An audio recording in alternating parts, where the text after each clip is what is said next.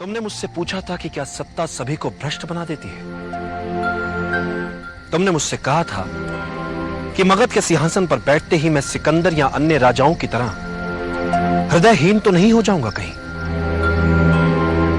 तो आज मैं कह सकता हूं चंद्रगुप्त,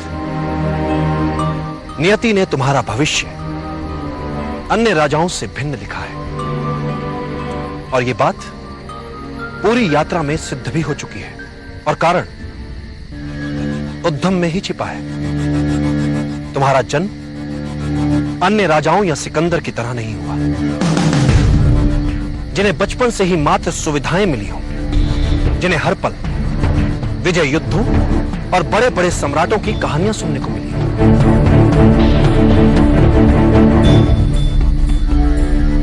और तुम एक निर्धन परिवार में जन्मे, एक ऐसा परिवार जो कुचला गया, जिसने सदा सहा ही सहा, दुख अपमान यातना सब कुछ सहा। और चंद्रगुप्त, जिसे ये सब कुछ याद रह जाता है, अपनों का दुख, अपनों की यातना, अपनों की असहायता, अपनों की निर्धनता,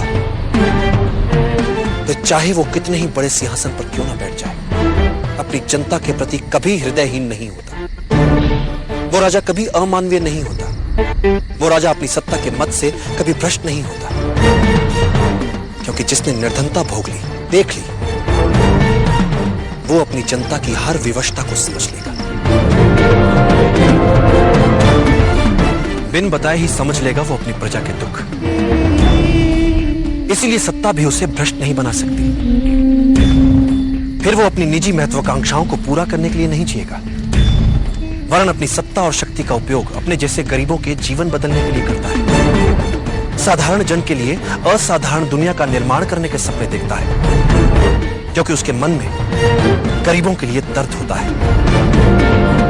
फिर कोई भी शक्ति उसे भ्रष्ट कैसे बना सकती है? इसीलिए तुम अपना अंतिम पण तक दूसरों को देने के लिए सहजता से तैयार हो जाते हो।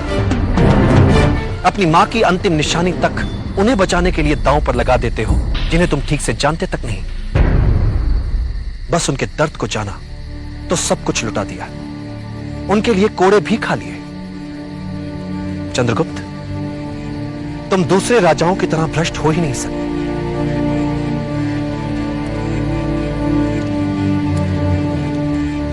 कभी नहीं।